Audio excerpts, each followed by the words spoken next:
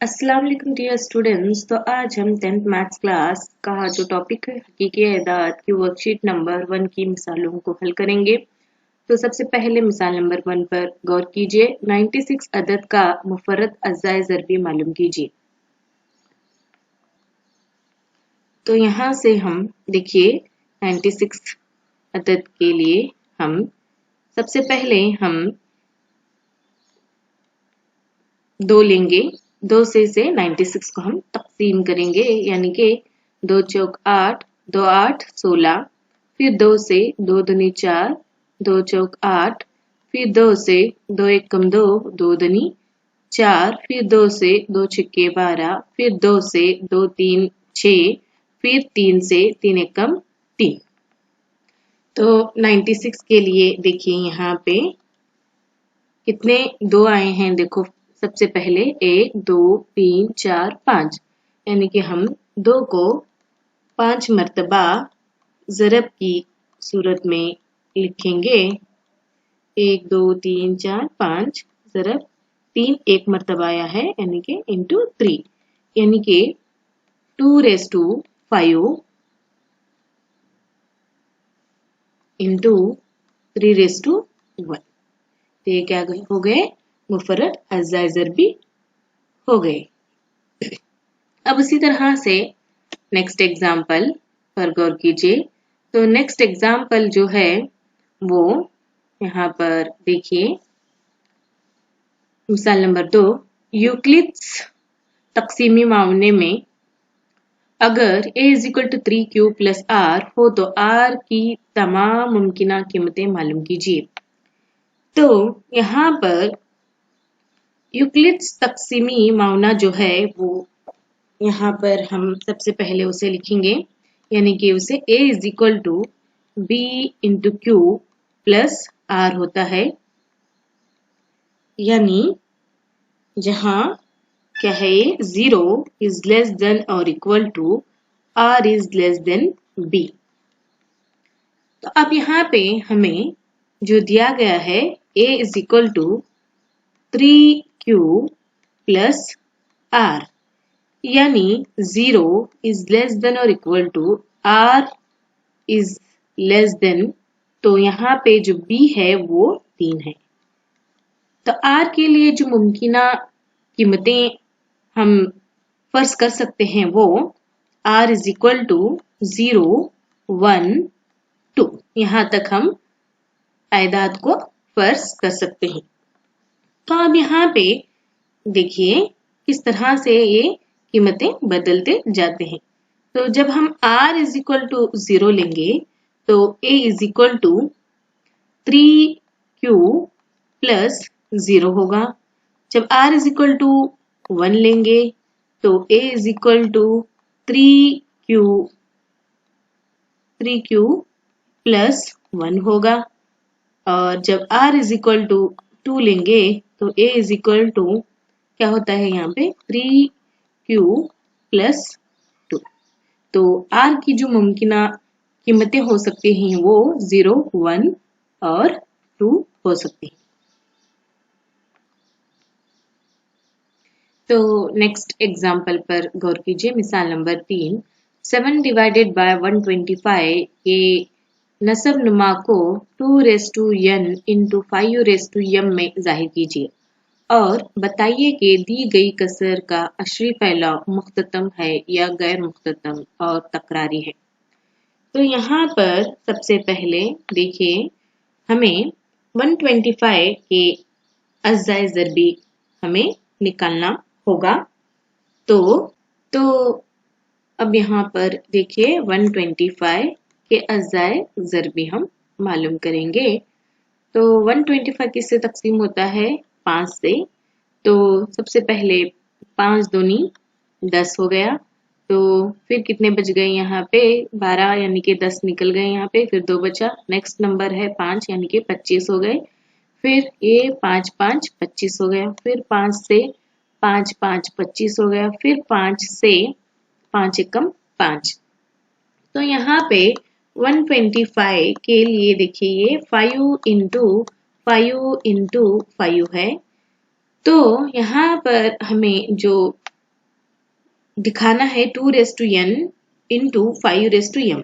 तो यहाँ जब हम अज़ाय ज़रबी के तरीके से 125 को जब हम हल कर रहे हैं तो हमें कोई भी 2 से यहाँ पे तकसीम नहीं हुआ है, यानी कि 125 इज इक्वल टू, इसे हम किस तरह से ले सकते हैं, देखो 2n, यानी कि n की कोई भी कीमत हमें नहीं मिली है, यानी कि 2 से हमने तकसीम नहीं किया है, तो ये क्या हो गया, 0 हो गया, इनटू यहाँ पे 5 कितनी मरतबा ज़रब पाया है, यानी कि 5 की कुव्वत 3।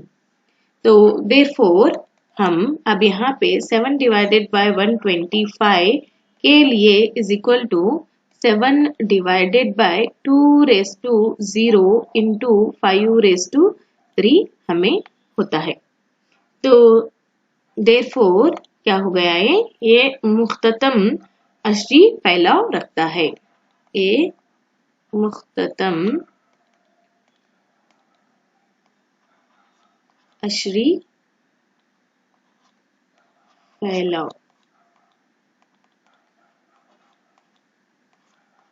रखता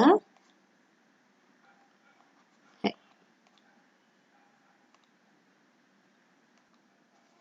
तो नेक्स्ट एग्जाम्पल नंबर 4 देखिए, मुफर्रद अज़ाय ज़रबी के तरीके से 135 और 75 का एचसीएफ मालूम कीजिए। नेज़ 135 और 75 का एचसीएफ और 20 का एलसीएम मालूम कीजिए। तो देखिए, तो अब हमें यहाँ पर अज़ाय ज़रबी मालूम करना होगा। तो सबसे पहले हम 75 के लिए मालूम करेंगे। तो 75 किससे तकसीम होता है, सबसे पहले 5 से लेंगे हम, यानी कि 5 एकम 5, यानी कि 7 में से 5 जाने पर वो 2 बचेंगे। फिर यहाँ पे 2 यानी कि वो 25 हो गया। तो कितने हो गए, 5 5 25। फिर हम 5 से लेंगे, 5 3 15, फिर 3 एकम 3। फिर उसी तरह से हम 135 के अज़ाय ज़रबी हासिल करेंगे।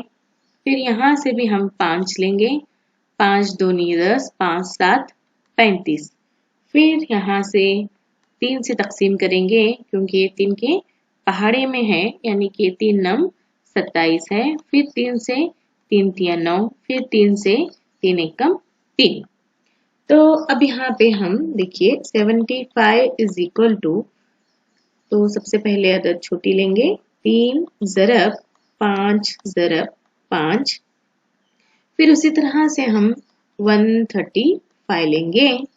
तो 135 में देखिए 3 इंटू 3 यानी कि 3 टाइम्स है, इंटू 5। तो यहाँ पर जब हम एचसीएफ की बात करते हैं तो एचसीएफ में सिर्फ और सिर्फ मुश्तरक जुज को हम लेते हैं। तो एचसीएफ ऑफ किसका है, 135 और 75 के लिए। तो मुश्तरक जुज जो है वो यहाँ पे देखिए 3 है, दोनों में मुश्तरक जुज। फिर उसी तरह से 5 है, ये है। तो हम यहाँ पे क्या करेंगे, अब मुश्तरक जुज लेना है। तो 3 इंटू 5 हो गया। तो कितना हो गया, 3 5 15। अब नेक्स्ट जो उसी में क्वेश्चन है, नेक्स्ट जो एचसीएफ का जो हमें एचसीएफ मालूम करे हैं, ये 15 है, इसका और 20 का जो है वो एलसीएम मालूम करना है। तो हम एलसीएम जो मालूम करेंगे, अब इसका है एलसीएम ऑफ, हमें 15 और 20 का मालूम करना है। तो नेक्स्ट देखिए, तो अब यहाँ पर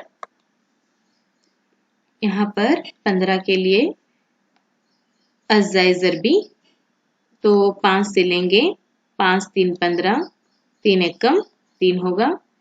फिर यहाँ पर 20 से फिर देखिए यहाँ पर 2 से लेंगे सबसे पहले, 2 ढाई 20, फिर 2 से 2 5 10, फिर 5 से 5 एकम 5। तो यहाँ पर देखिए therefore 15 के लिए जो है 15 के लिए, तो यहाँ पर देखिए, तो सबसे पहले हम छोटी अदद लेंगे यानी कि 3 इंटू 5, और 20 के लिए 20 इज इक्वल टू 2 इंटू 5। तो यहाँ पर जब हम एलसीएम हासिल करना है, तो एलसीएम के लिए हम क्या करते हैं, तो एलसीएम मुश्तरिक और गैर मुश्तरिक जुज दोनों को लेते हैं। तो यहाँ पर देखिए 5 मुश्तरिक जुज है, तो ये देखिए 5 मुश्तरिक जुज है और बाकी के जुज मुख्तलिफ हैं। तो हमें यहाँ पर सबसे पहले 5 जो मुश्तरिक है उसे लिखेंगे, 5 एक मर्तबा लिखना है, उसे एक जोड़ी को एक मर्तबा लिखेंगे, ज़रब 3 ज़रब 2 ज़रब 2। तो यहाँ पे देखिए 5 3 15, 15 दूनी 30, 30 दूनी 60। तो क्या हो गया है, ये एलसीएम हमें 15 और 20 का हासिल होता है। तो उसी तरह से मिसाल नंबर 9, तो उसी तरह से मिसाल नंबर 5 पर गौर कीजिए।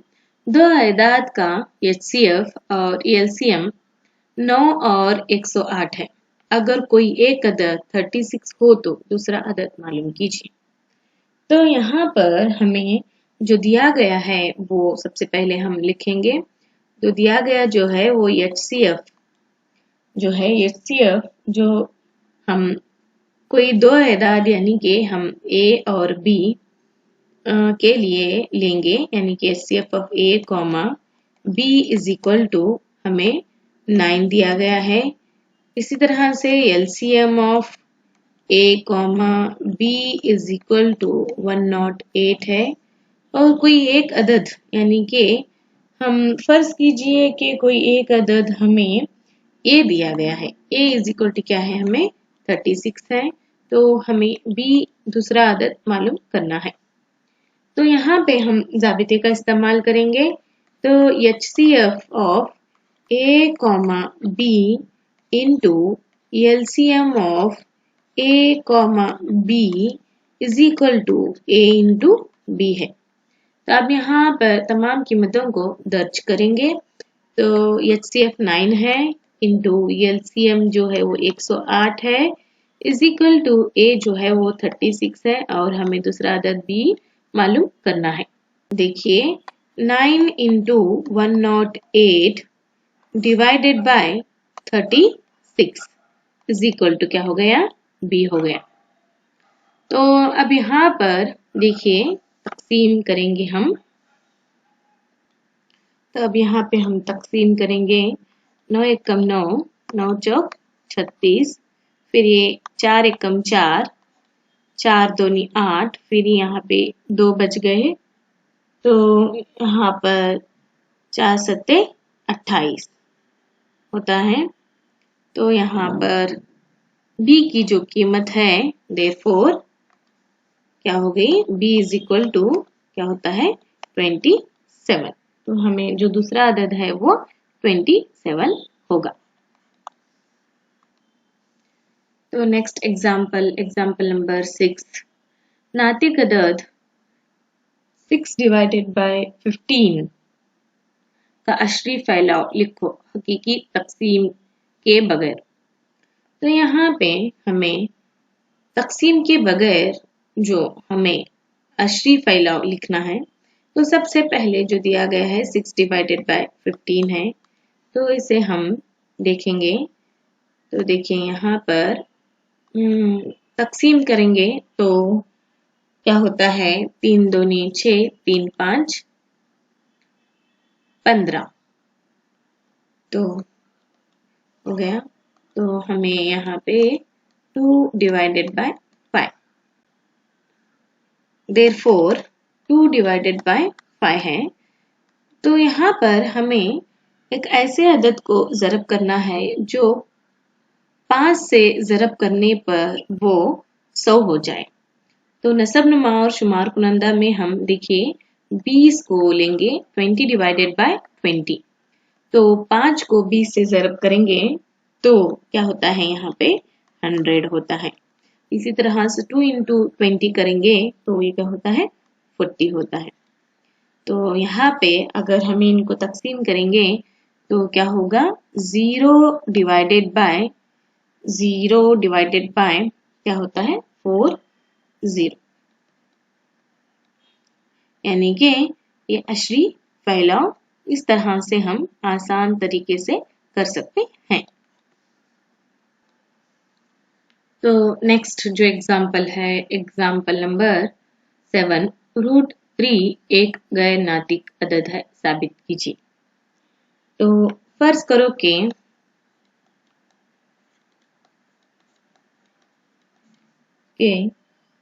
√3 नातिक अदद है। तो यहाँ पे therefore √3 इज इक्वल टू हम a डिवाइडेड बाय b लेंगे। तो अब b इस तरफ आने पर वो ज़रब की हालत में आएगा, b into √3 is equal to a होगा। अब यहाँ पे दोनों जानिब हम क्या करेंगे, मुरब्बा लेने पर, यानी कि क्या हो गया, b का स्क्वायर √3 का square is equal to a square हो गया। तो यहाँ पर देखिए स्क्वायर रूट और स्क्वायर क्या हो गया, ये कैंसिल हो गया। तो 3b square is equal to a square होता है। तो इसे हम इक्वेशन नंबर 1 फर्ज करेंगे। तब इसके बाद में देखिए यहाँ पर क्या होता है, a स्क्वायर जो है तकसीम होता है 3 से। तो हम a स्क्वायर तकसीम होता है 3 से, तो इसी तरह से a तकसीम होता है 3 से।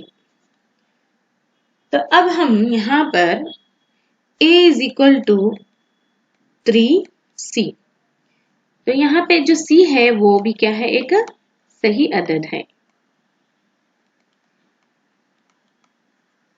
c क्या है, सही अदद है। तो अब हमें a is equal to 3c को इक्वेशन 1 में दर्ज करेंगे। तो यहाँ पे a is equal to 3c को 1 में दर्ज करने पर, तो देखिए इक्वेशन 1 जो है वो 3b square is equal to a square है। तो अब हम 3 क्या करेंगे, यहाँ पे 3b square is equal to a की जो कीमत है हमें 3c ब्रैकेट स्क्वायर लेंगे। तो 3b square is equal to जो है, अब 3 का स्क्वायर क्या हो गया, 9 होता है, और c का स्क्वायर। तो b square is equal to 9 divided by 3 into क्या हो गया, c स्क्वायर हो गया। तो अब हम यहाँ पे तकसीम करेंगे, 3 एकम 3, 3 3 9, 3 तिया 9। तो b square is equal to 3c square होता है। तो यहाँ पर देखिए जो है therefore b स्क्वायर तकसीम होता है 3 से। इसी तरह से b तकसीम होता है 3 से। तो ए और बी क्या है यहाँ पे? ए और बी मुश्तरिक जुज़ ज़रबी रखते हैं। मुश्तरिक जुज़ ज़रबी रखते हैं।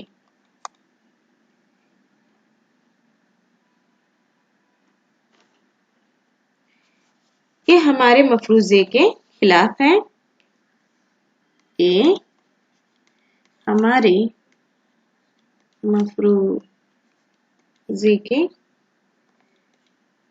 खिलाफ है कि ए और बी बाहम मुफर्रद हैं।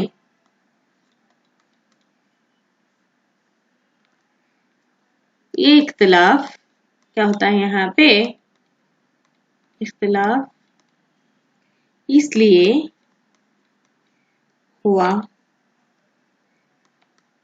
कि हमने गलत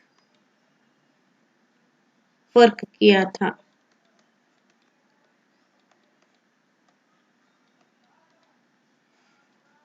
लिहाजा ये नतीजा अक्स किया जाता है कि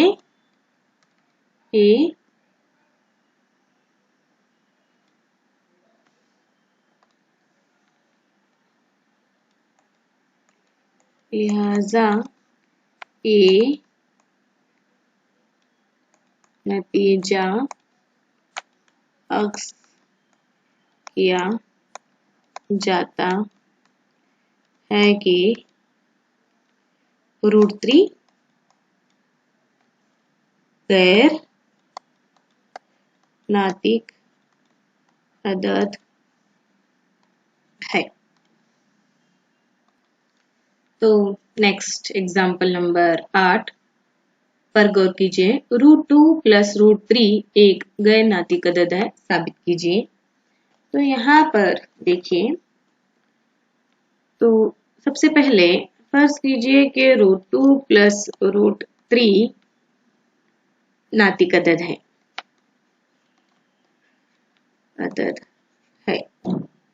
तो अब यहाँ पर देखिए, √2 प्लस √3 इज इक्वल टू हमें a डिवाइडेड बाय b लेंगे। तो यहाँ पे a b belongs to z, यानी कि सही एदाद के लिए है, और b does not equal to 0। तो नेक्स्ट देखिए, √2 is equal to a divided by b। अब √3 जो है इस तरफ आने पर वो -√3 होगा। तो यहाँ पर हम दोनों जानिब मुरब्बा लेने पर तो देखिए क्या होता है।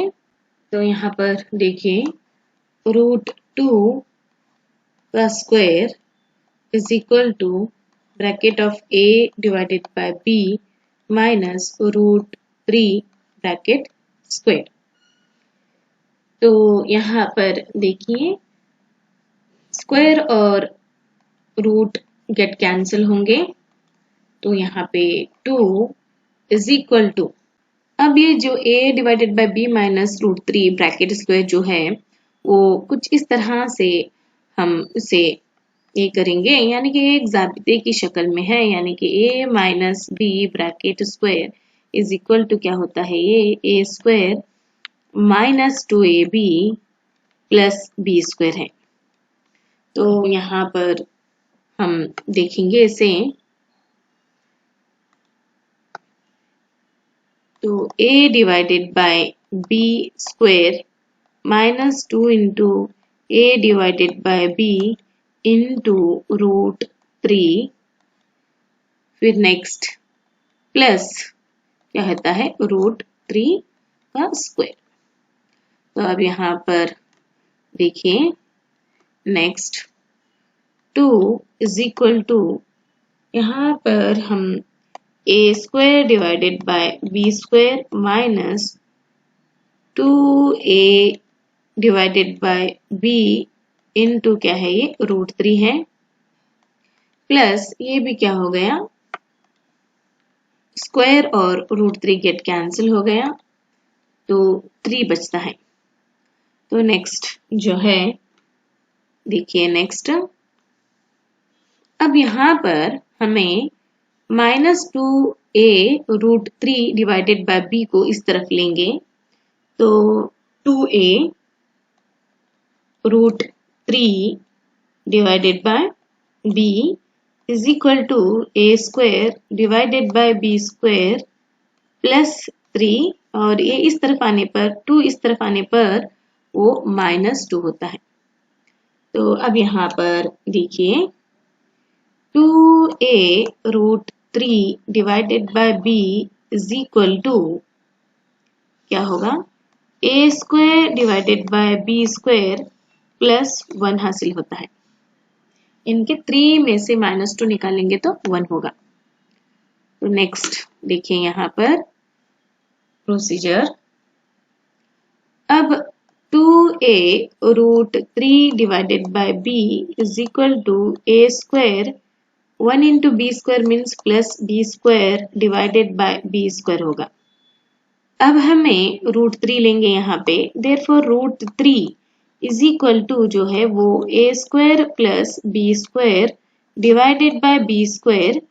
अब यहाँ पर इनटू, अब b इस तरफ आने पर वो ऊपर आएगा, b डिवाइडेड बाय क्या होता है 2a इस तरफ नीचे आएगा, इनके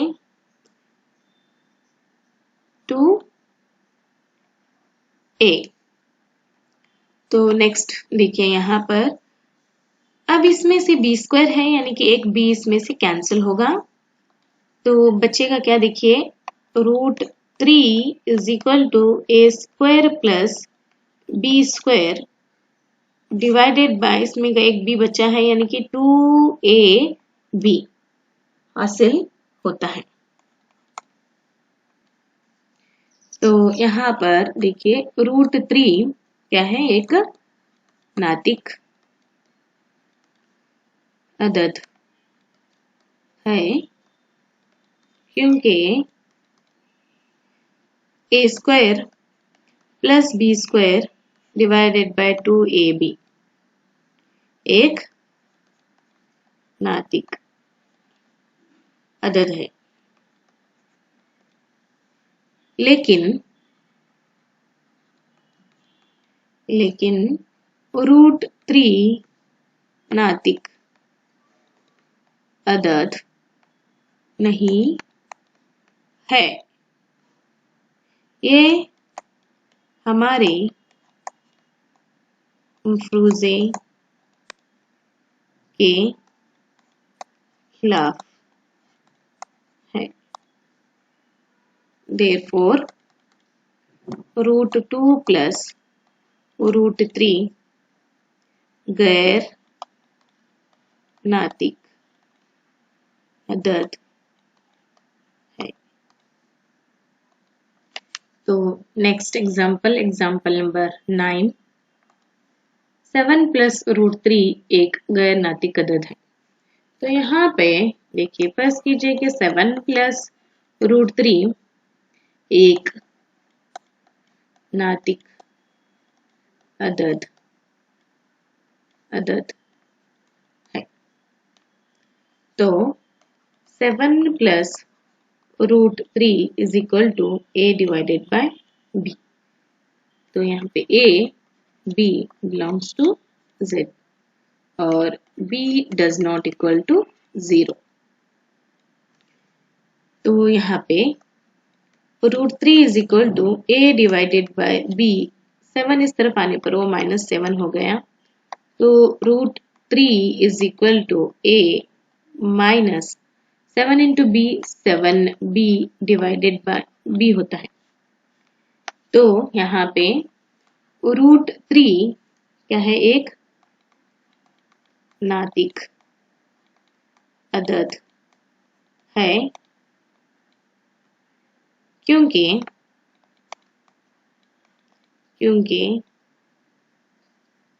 a माइनस 7b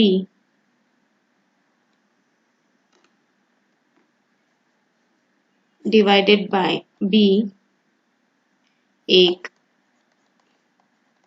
नातिक अदद है, लेकिन √3 नातिक अदद नहीं है। ये हमारे मफरूज़े के खिलाफ है।